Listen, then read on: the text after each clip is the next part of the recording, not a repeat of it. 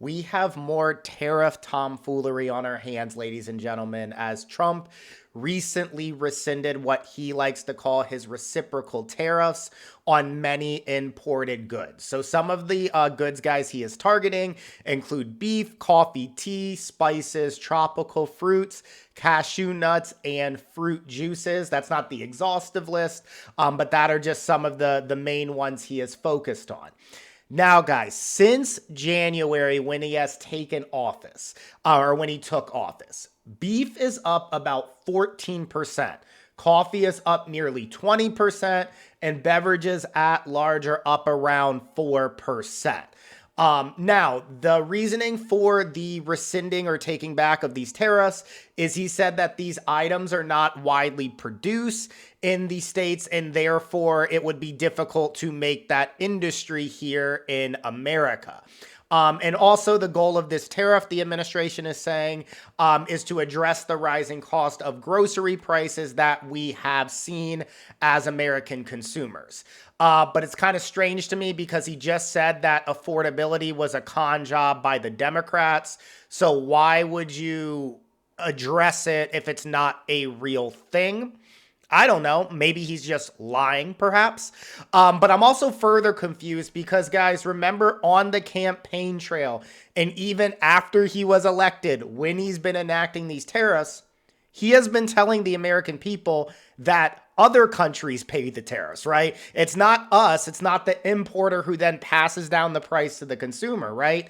He has said over and over and over again that it is other countries who pay the tariff.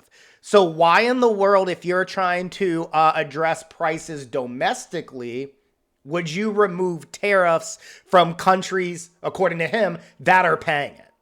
Right, guys, after all, the reality is, and I think most of us are at this conclusion, if not, this hopefully shows it, tariffs, guys, are just a fancy word for tax. So what Trump has done is he has increased taxes on American consumers and American families through tariffing goods that, guys, we cannot create in the United States.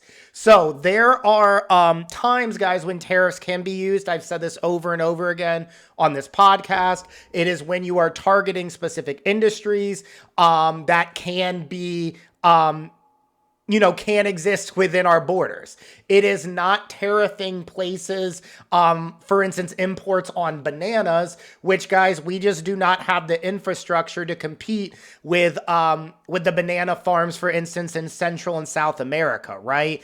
So at the end of the day, this was just a bad plan from Jump Street and really wasn't well thought out in terms of how this would impact people. Now, economists have also made this abundantly clear, guys, prior to the election. Almost every economist said that Harris's plan was better than Trump's plan, and that these tariffs haphazardly being applied made absolutely no sense. And we are really seeing that come to play now. I think it's now 3/4, guys, of Americans are now saying that the economy is worse now, or the economy is moving in the wrong direction. And many of those 75% put it at the feet of Trump. And guys, this is also just part of Trump's whole thing of creating a problem, realizing it's ultimately a disaster, getting huge blowback from the problem he created, and then ultimately trying to take credit for the problem. Or often even just blaming someone else from the problem he himself created.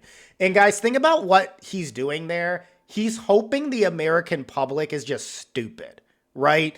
He is the one, guys. It wasn't Congress. He did this through executive order. He is the one doing all this tariff nonsense, okay? So he is just hoping that Americans are stupid enough to not realize he is the crux of all this tariff nonsense. And I think, fortunately, guys, I do think Americans are waking up to that. Wish it would have happened before the election because this was predictive.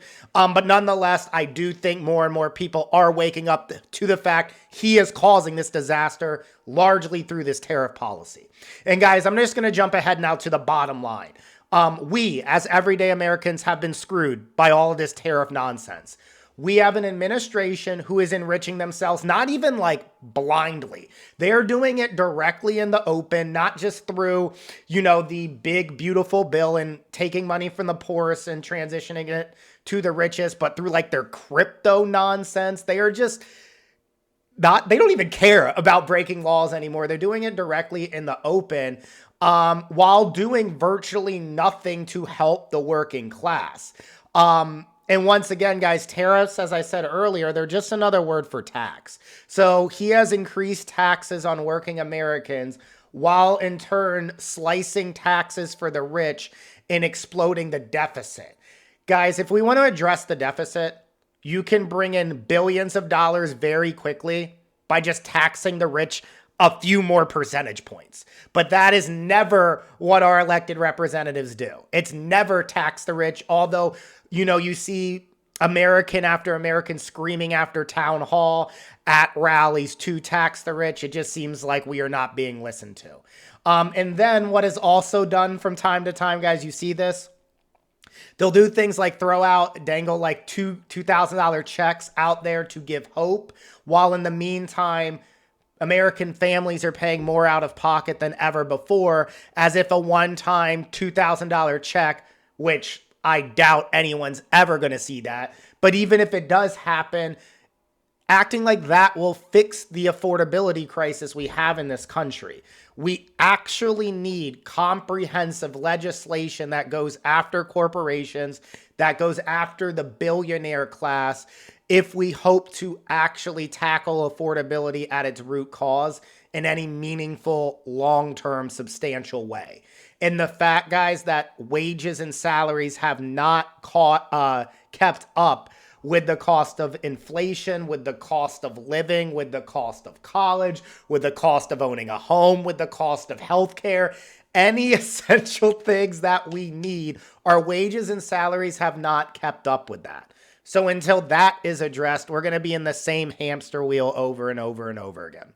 Thank you for watching and being part of a growing progressive community. Please make sure to like, share, and subscribe.